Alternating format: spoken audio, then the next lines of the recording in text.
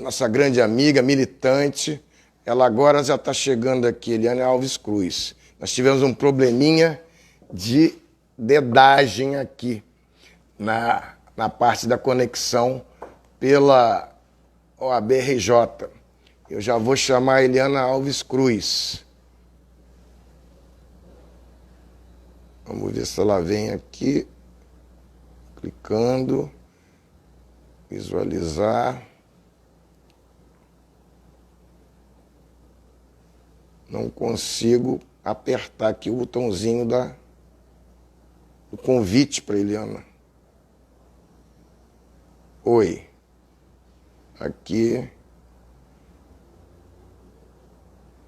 Estou tentando chamar a Eliana. E está meio travado aqui.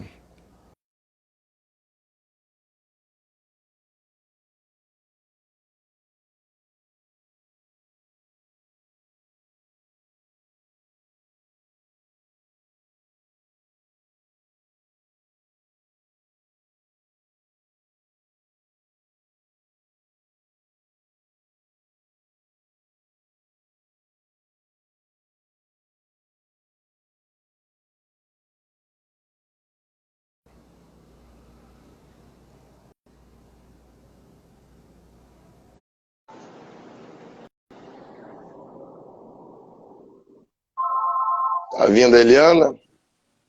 Olha ela lá Oi. aí. Finalmente! Conseguimos! Isso é um problemão, pô. Esse É, negócio não é fácil, rapaz. não. Difícil, né? Eu ainda estou aqui me adequando. Teve uma convocação de uma reunião agora aqui para o Partido dos Trabalhadores fez uma grande reunião lá, o Paulo Paim, e Certo. chamaram correndo aqui. Eu fui lá e estou esperando. E aí eu não conseguia conectar no meu login, estava no Humberto Adami. E, e, Acontece, a, acontece. e aí eu tinha que conectar no login da OAB. E a Tá Flávia todo me mundo ajudou aqui, entendendo.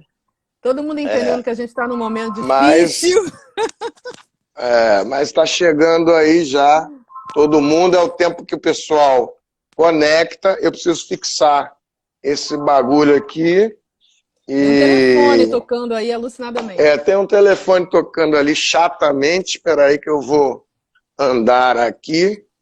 E ele deveria ter sido atendido pela secretária eletrônica. É porque ontem eu tive que Ah, fazer, entrou em julgamento a ADPF 496. E a ADPF 496, ela vai julgar no dia 12, no Supremo Tribunal Federal, a sim. arguição de inconstitucionalidade do crime de desacato como dizendo que ele não é crime. Então o Supremo vai julgar. Isso é muito importante porque o desacato é utilizado pelas autoridades policiais Em todas para o as ingresso, especialmente, manifestações. da população negra, né?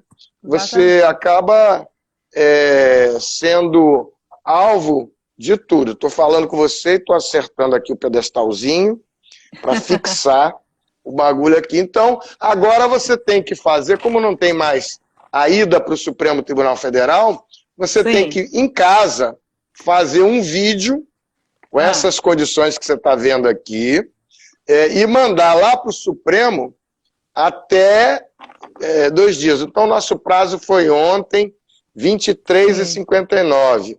E aí fizemos o vídeo nessas condições precaríssimas, né? Pronto, deu uma limpadinha, tá tudo lindo. Olha lá, Eliana Cruz. Olha eu Então, aqui. Ah, travou. travou. Deixa eu botar isso aqui também no modo avião, que é outra coisa que eu aprendi.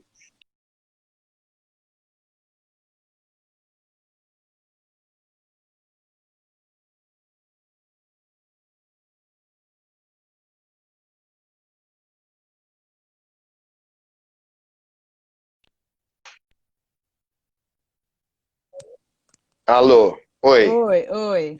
É porque tem que deixar. Me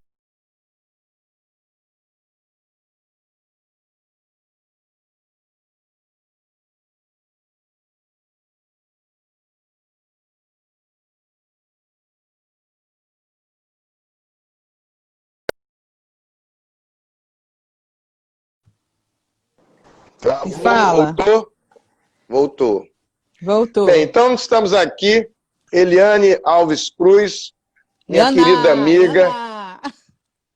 autora de Águas de Barrela e O Crime do Cais do Valongo, Sim. né, cuja família é dedicada ao judiciário, né, tem irmã juíza federal, a querida Adriana, o pai também é advogado emérito, e ela vai hoje falar sobre memórias, presente, passado, né, a história da reparação da escravidão.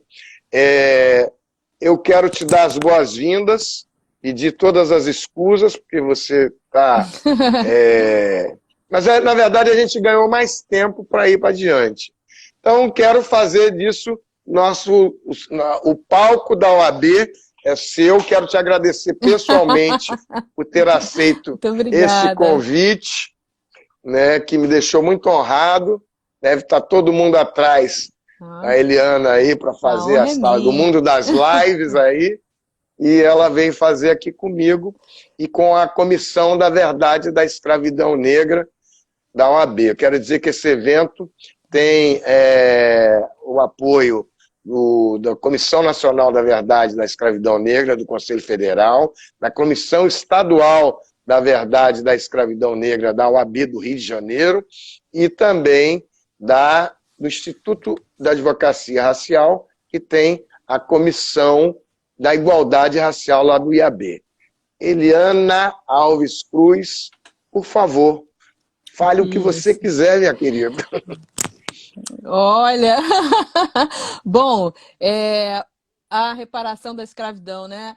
Olha, vou te falar, o Se tema quiser, se não quiser, pode falar qualquer outra coisa. mais up to date, né? Do tema mais atual é impossível, né? A gente está assim, o mundo vivendo uma mudança eu estou acertando essa luz aqui, tá esquisito. Muito importante, né? A gente está num momento muito importante. Eu acho que da história da humanidade, todos os acontecimentos do último mês, né? Mudaram muita coisa no mundo. A gente ainda vai ter os efeitos disso mais para frente. Como a gente sabe, a história precisa de tempo, né?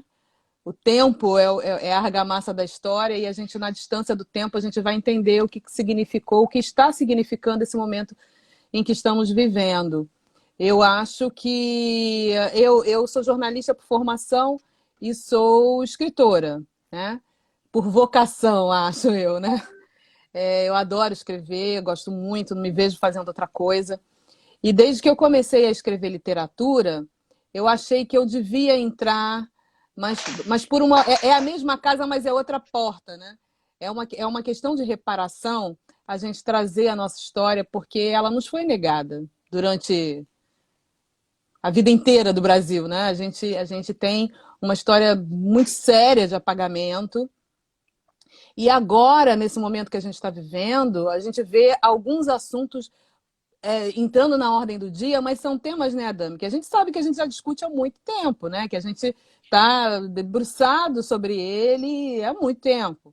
Agora que a sociedade parece que está começando de um longo sono, né? Despertar, assim, algumas pessoas, pelo menos, eu acho que uma boa parcela tá um pouco que acordando e enxergando à sua volta o que acontece, né? O que sempre aconteceu.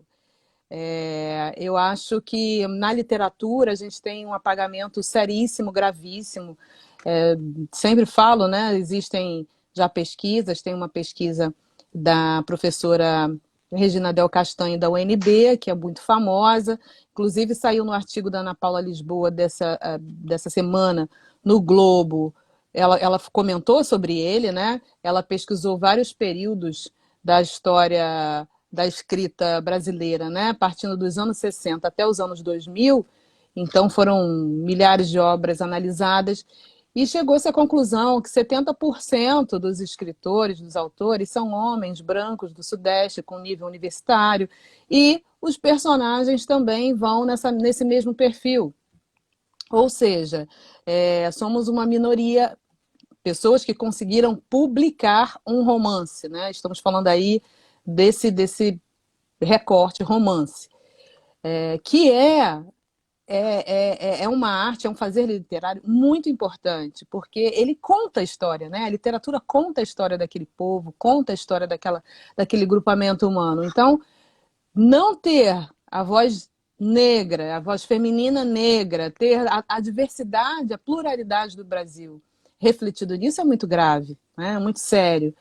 Isso se reflete em tudo o que é comunicado no Brasil. Se a gente olha a mídia, se a gente olha o audiovisual nada mais é que texto e é influenciado muito pelo que veio da literatura, né? É uma arte posterior ao audiovisual, à arte literária. Então, bebe muito na fonte literária. E se nós não estamos lá, a gente também não aparece. Então, a gente consegue ver, tanto na mídia, e aí a gente pode falar mídia num sentido mais amplo, né? Novelas, publicidade, jornalismo. A gente não está lá.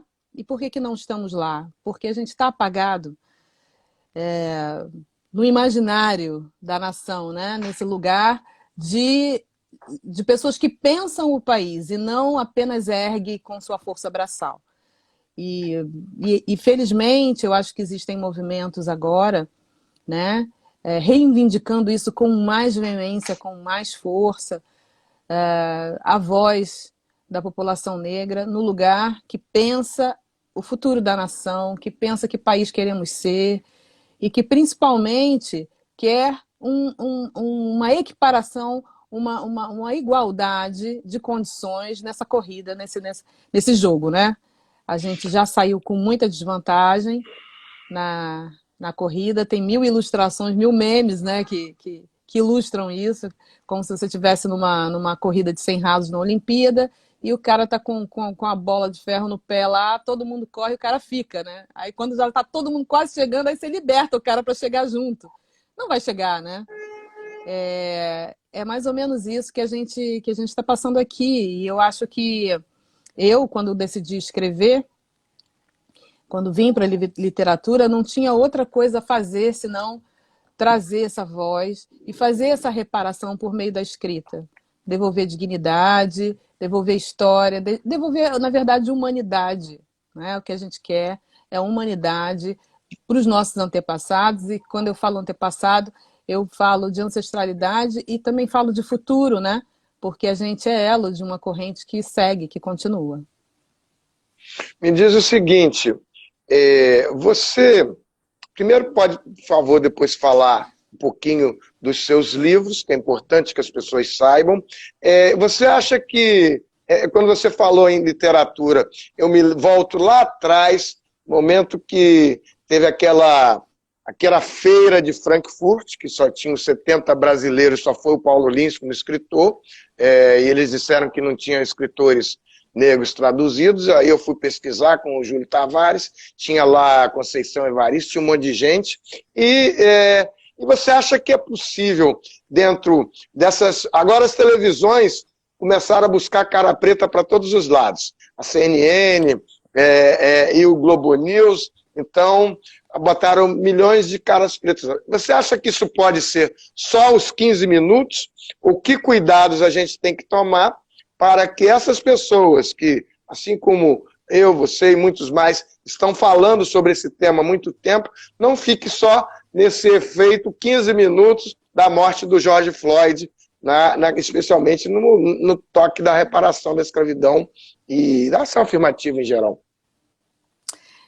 Pois é, então, né? Essa é uma preocupação, né? Que isso entre como é que fala? No rol da moda, né? Da modinha e Mas eu acho que não, sabe, Dani? Eu acho que não, eu acho que a gente está vindo de... Na verdade, isso é consequência de uma série de coisas, é uma gota d'água, né? A gente já vem reivindicando espaço e reclamando e falando e buscando há muito tempo. Isso não é uma coisa que nasceu há um mês. E isso, número 1, né? E número dois, que eu acho que existe um clamor da sociedade por essa diversidade, né? A gente não é mais possível, não é mais possível, num país como o Brasil, a gente não se vê retratado em tudo, em tudo. Somos aí autodeclarados 54% da nação. Isso é um absurdo que a gente não esteja aí, que a gente tenha tanta subrepresentação nos espaços de poder. E a gente precisa entender espaço de poder, não apenas a política formal, mas também a academia, a ciência, enfim, né? Todos aqueles espaços, como eu falei anteriormente, que pensam a nação, que refletem a intelectualidade da nação. Eu acho que é um caminho sem volta, realmente. Não acho que sejam uns 15 minutos, não. Eu acho que tem aí alguma coisa diferente, sabe? Porque tem uma seriedade com que... E também existe uma coisa chamada rede social, né? O advento das redes sociais fez com que, paulatinamente, as coisas fossem debatidas de uma forma mais ampla. Eu acho que a gente teve um primeiro momento de muita agressividade, de muita raiva e muito ressentimento. E depois acho que agora a gente está entrando numa fase em que as pessoas estão pensando menos, acho que com o fígado, né? E começando a racionalizar determinadas coisas e fazer umas continhas na cabeça, né? E entender que realmente não dá para ser, né? Temos muitas pessoas competentes em muitas áreas de atuação e por que elas têm menos oportunidade que outras? Essa é uma questão... Esses números, eles já tinham sido levantados da ausência de pretos e pardos no Brasil desde a época da discussão das cotas, né? No julgamento da ação da UNB, que é a DPF 186, já que a gente está, em princípio, falando para muitos advogados, e também da ADC 41, que é a Ação Declaratória Constitucional, que julgou o sistema de cotas no emprego público. Isso está andando, ação afirmativa, com problemas, denúncias, mas você vê muitas pessoas que já são formadas no sistema de cotas, por mais que estejam reclamando aí, as pessoas estão já em doutorado, estão formadas. Nós temos vários advogados e advogadas negros que foram da primeira turma da UERJ. Estão já no doutorado, estão saindo. Então... A política de cotas é um sucesso absoluto, né? É um sucesso acadêmico, é um sucesso a política de cotas. Isso é inegável, né? Não tem como não dizer que isso... E já nasce de uma demanda reprimida, né? Já nasceu de uma demanda reprimida. Eu acho que assim...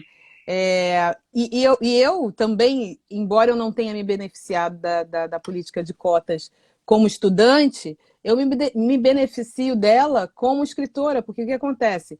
Quando essas pessoas entraram na universidade, começou uma cobrança por conteúdo, pelo nosso conteúdo na universidade. O que adianta você ter um estudante indígena se lá dentro ele não vai estudar absolutamente nada que diga respeito à cultura dele, né? Se ele não vai ver nada sobre... O que adianta você ter um estudante negro se ele também não vai se ver naquele conteúdo? Então, e a lei também, 10.000, né? 639 e tal, isso alavancou uma produção de literatura, uma produção de conteúdo, não apenas para atender essas pessoas, obviamente, mas principalmente por causa delas.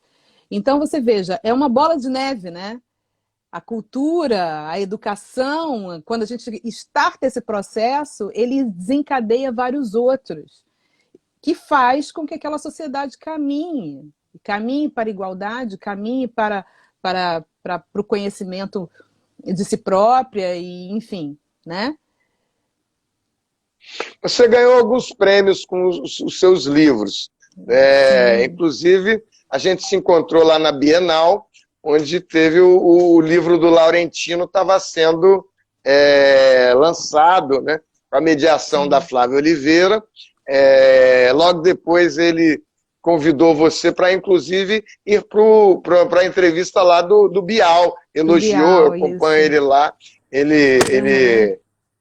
Foi muito legal aquele momento. lá do Bial, e eu questionei, ele esteve lá naquele dia, e no dia seguinte ele foi no Instituto fazer o lançamento do livro dele, no Instituto dos Pretos Novos. E aí ele disse uma coisa que eu queria ver se você conseguia repercutir isso. Ele disse assim, eu perguntei ele diretamente sobre a reparação da escravidão, ele disse, olha, a reparação da escravidão não me parece que é o melhor momento, a minha forma de abordagem desse tema, porque ela traz preconceito e rejeição. Ele disse, eu entendo, que realmente é isso, você, quando vai falar da reparação, todo mundo fecha um pouco da cara. Mas não é possível, no meu modo de ver hoje, eu que fui advogado, estou advogando pela ação afirmativa há 20 anos nos tribunais, se não for pela reparação da escravidão, como é que você pode enxergar toda essa discussão de colocar ação afirmativa, da história da África? Ela tem que caminhar para a reparação da escravidão, que é, a meu ver, o que está acontecendo lá no rescaldo da discussão do assassinato do George Floyd, né? Como é que você vê isso?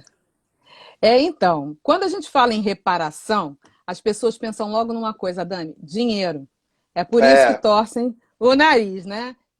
Em que base será feita esta reparação? Essa, na verdade, quando vem a rejeição, a pergunta por trás da rejeição é essa, em que base será feita a reparação? E isso me lembra muito a questão lá que volta e meia levantam sobre o Rui Barbosa, que ele queimou os documentos e tal, para que não houvesse aquele pedido, né, de reparação por parte dos senhores, né, para que os senhores, enfim, tem toda essa discussão. Uma parte, exatamente.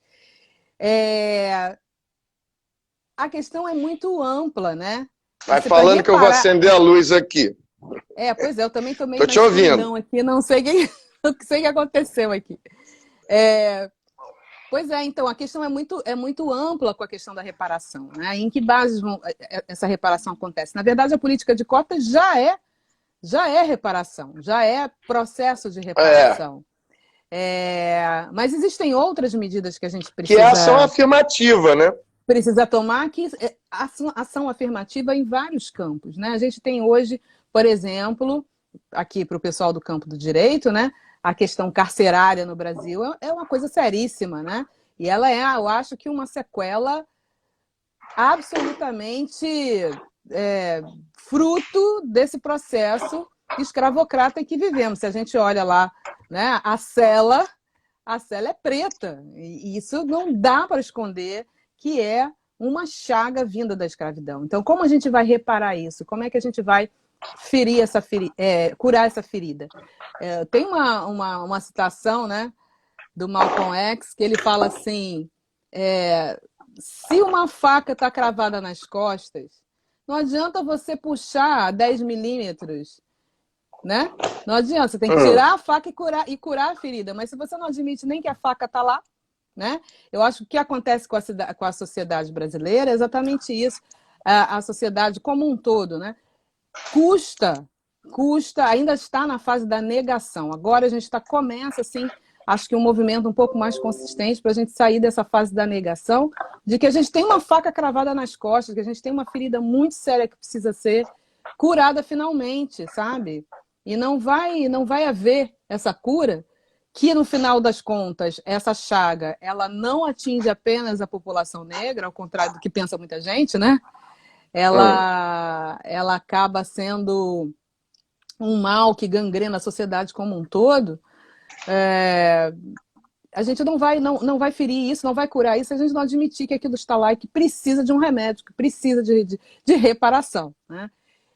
E o debate, a gente não consegue evoluir no debate da reparação porque a gente ainda não fez o debate que antecede a reparação, que é o da existência dessa chaga, que é da existência das próprias mazelas da escravidão, você está entendendo? Por mais básico que possa parecer. Para nós que estamos lidando com esse tema há muito tempo, isso parece uma coisa óbvia, né? É óbvio, mas para a maioria das pessoas não é óbvio. E essa é uma consciência que a gente tem que ter também, né? A gente precisa tirar do terreno do óbvio. Né? Que tempos, já dizia Brecht, né? Que tempos são esses que a gente precisa explicar o óbvio, mas a gente precisa explicar o óbvio para a sociedade brasileira. E isso está acontecendo agora. Agora as pessoas estão começando a ver o óbvio. E a partir daí, sim, eu acho que esse debate da reparação começa a evoluir. É óbvio, né, que tudo implica, no final, ao fim e ao cabo, em recurso financeiro, sim, né? Porque qualquer medida, qualquer política pública, ela é calcada em remuneração, em investimento, mas a gente tem que começar a parar de olhar para determinadas coisas como custo, e sim olhar como um investimento no futuro. E não é um futuro longínquo, não, é um futuro logo ali. Né? Algumas coisas, algumas medidas, elas surtem um efeito rápido. Veja a própria política de cotas. Né? Se a gente pensar que é de 2003, mais ou menos, para cá, né? Que isso é muito pouco tempo e olha o resultado que já tem. Olha quantos profissionais já estão no mercado, olha quantas coisas já aconteceram. Olha a Eliana aqui, escrevendo livros, né? Eu sou fruto de uma política pública. Eu sou fruto de uma política pública. Se a gente pensar que eu venci um concurso da Fundação Cultural Palmares em busca, né, de narrativas, de romances negros, porque a Fundação, à época, né, não é esta fundação que está aí, à época, a Fundação detectou justamente a lacuna nessa narrativa de que não existiam romances publicados centrados, né, na história negra brasileira. Eu surgi a partir daí, de uma política pública, eu e outras pessoas. Então, eu acho que é dever do Estado fomentar a arte, fomentar o conhecimento. Né? Isso implica recurso? Isso é gasto? Claro que não é gasto. Isso é investir na autoestima do seu povo, no crescimento dele, né? E na evolução das pessoas. Me diz o seguinte, você pode contar as coisas que você está escrevendo e preparando? Claro. Então fala aí. Claro, eu vou lançar agora, dia 15, acho que a gente lança a versão online, e dia 25, se não me engano, agora de Versão junho, online do quê? do meu próximo livro, que chama Nada Digo de Ti, Quem Te Não Veja. É um romance que também vai continuar. Ele vai falar muito de leis, tem muita coisa ali, né? Eu mergulhei naquelas ordenações filipinas, e que o nosso direito ainda tem alguns resquícios das ordenações filipinas, que é um troço do século XVI, né? Uau! Século Sabe que a Esperança XV. Garcia, Século ela surgiu XV. a Esperança Garcia como advogada, surgiu da professora Sueli lá no Piauí pegar a carta que foi achada da Esperança Garcia e submeter às ordenações filipinas e concluir que era uma petição. E aí é que a OAB do Piauí proclama a Esperança Garcia primeira advogada do Piauí. Você está num caminho muito bom. Olha aí, as Isso ordenações aí. filipinas. Exatamente. Então eu mergulhei naquelas ordenações filipinas, achei um monte de coisa lá e usei algumas pesquisas que eu não tinha utilizado no crime do Caso Valongo e montei esse romance que vai falar sobre cartas anônimas, ou seja,